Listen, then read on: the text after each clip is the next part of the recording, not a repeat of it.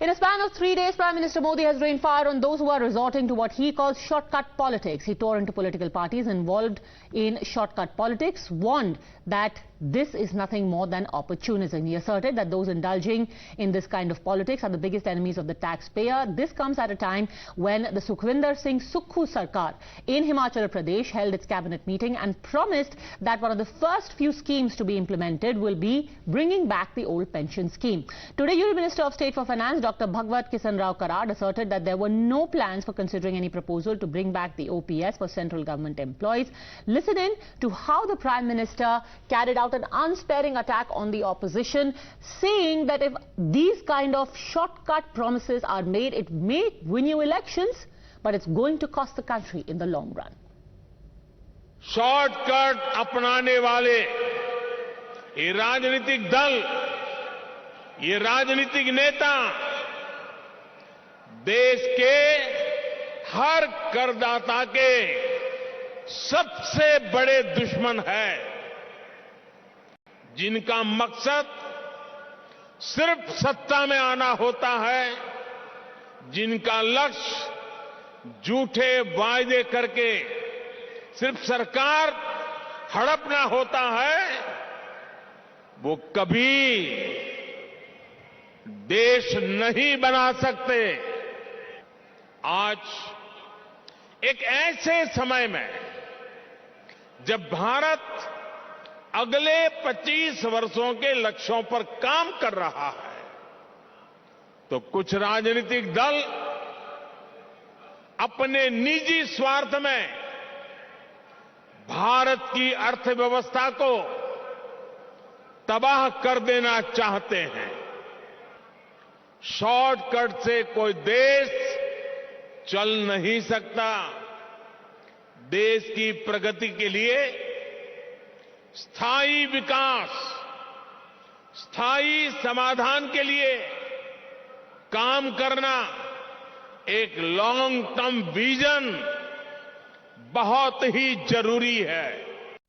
Now, over the last 3 decades, pension liabilities for the centre and states have jumped many-fold. In 1990-91, the centre's pension bill was over 3,000 crore rupees. At the outgo for all states put together was 3,131 crore. By 2021, the centre's bill had jumped 58 times to 1,90,886. For states, it had shot up 125 times to 3,86,000 crore. Overall, pension payments by states eat away a quarter of their own tax revenues. Now, imagine that if a state is already revenue deficit, if they already have an outstanding debt, to burden them with even more debt would push them, or could push them, or in all likelihood will in the near future be pushing them to the brink of bankruptcy.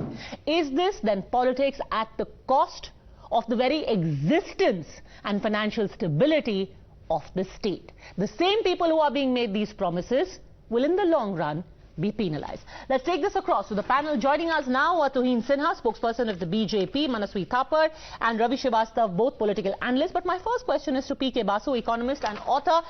The logic given is, actually let me ask the politician first. Tuhin Sinha, the logic given is that when you give 5 kg ration to people during COVID, that is not considered a financial strain. When the Congress makes promises during the Himachal election, that is considered a shortcut. Why? Well, good evening, Padmaja. Good evening to all the viewers. I don't think there is any equivalence to be drawn between 5 kgs of ration, which was given amidst the worst pandemic that humankind has seen in the last 100 years, and a compulsive bribery. So the Honorable Prime Minister has a vision for the next 25 years. He has very clearly laid out a roadmap of how India will be an economic giant and, will be the #1 economy by 2047. The opposition, on the other hand, does not have a vision for the next 25 days. You speak to any economist and he will tell you that if an irresponsible indulgence like OPS is enacted, the cost of it, the burden of it will be borne by governments which come in power post 2034. So, it is a very clear attempt to derail India's journey into, the economic tiger, into the economic giant that India is all set to become at this point of time. And at the same time, look at how even the voters don't respect these politicians. In Gujarat, Arvind Kejriwal promised free electricity at a time when Gujarat is on the cusp of a solar energy revolution. Okay. There are so many. But people will argue that it worked for them in Himachal. The mandate they've got in Himachal is perhaps for these promises. People like it. You may not like it. It's a completely different story. If you look at the vote share, there is barely a difference of 1% vote share. In at least 15 constituencies, the difference between the winning and the losing candidate is less than 1,000 votes. So there are many other factors which came into play. Okay. The people today are quite responsible. In Himachal, probably it was the law of averages, and in both the smaller states like Himachal and Uttarakhand, they have had a pattern of alternate governments, alternating governments between the Congress and the BJP. As an economist has put it, and let me bring you in, Ravi Srivastav, that this is the most cynical kind of politics. You secure your political future today and destroy the future of children tomorrow. I think it's a complete wrong logic given. As far as Gujarat is concerned, they have not been giving any freebies, a so-called freebies or welfare scheme, and they are under a debt of 3.5 lakh crore. And the state of Delhi, which is giving some relief on the water, electricity and education and health, they are under surplus. So what's the logic? The logic is that you are only working for the capitalists, and you are working for them by waiving off 10 lakh crores of their debt, and you want to penalize the small taxpayer or the poor people who are depending upon the pension for their golden age. It is India. Sir, then India, tell me this, why is it that Montek Singh Ahluwalia, no less, actually said, and I quote, bringing back old pension system is one of the biggest Revdis. This is not a BJP person saying it. Montek Singh Ahluwalia, who had in the planning commission, who was deciding the 5-year plans for the UPA government, has called it a bad scheme. It's a Revdi. For me, Montek Singh Ahluwalia's statement has got no value in the today's finance. Because what of course it has no value because it's not coming out of your pocket. Can you allow me to finish up, please? Sir, where do you think, by the way, let me just ask you that going by current calculations, in Himachal, the deficit or rather the expenditure on pensions will exceed the revenue by 4 times. Where do you suppose this money is going to come from? It will come. It will come in Punjab. It where? is coming in Punjab also. No, where is it coming in Punjab? Do you know where it is coming in Punjab? Punjab government has asked for a bailout from the centre. It is not coming in Punjab. Punjab is not generating. Punjab is not chapoing notes.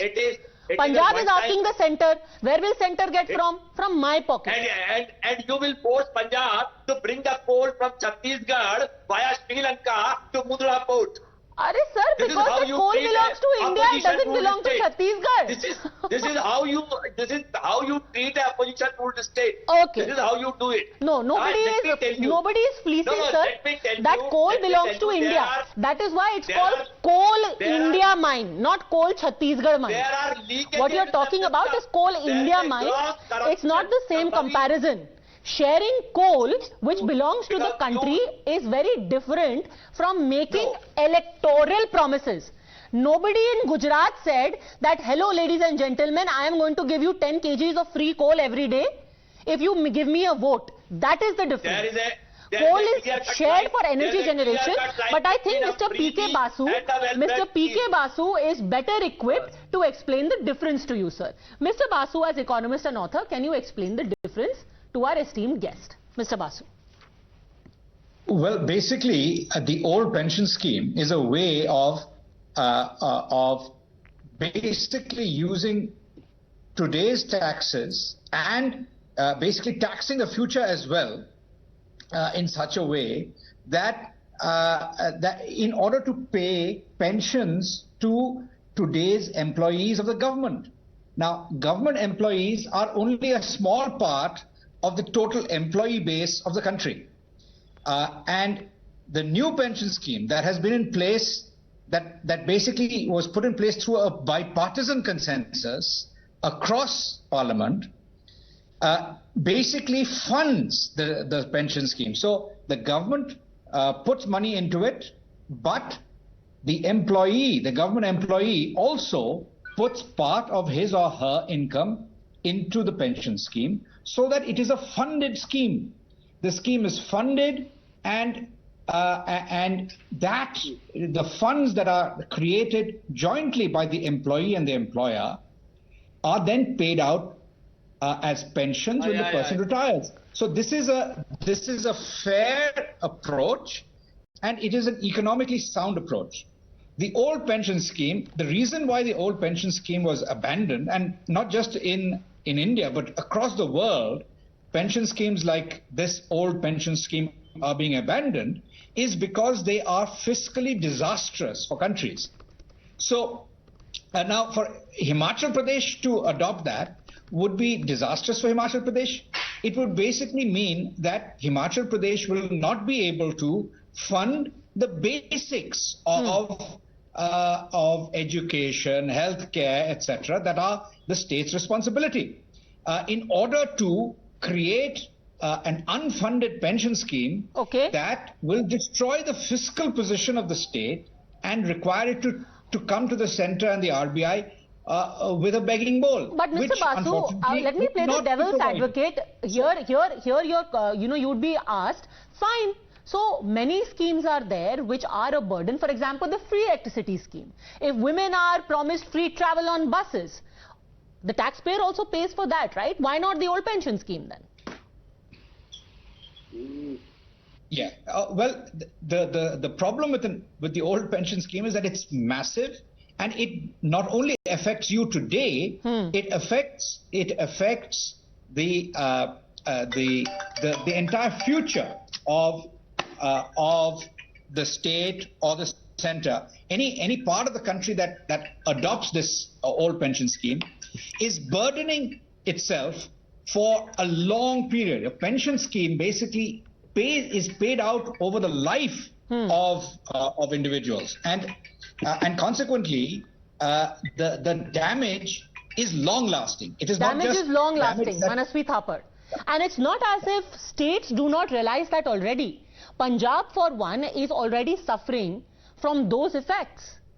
And everyone keeps talking about, oh, we'll become Sri Lanka, we'll become Sri Lanka. Here you have disastrous policies being mooted.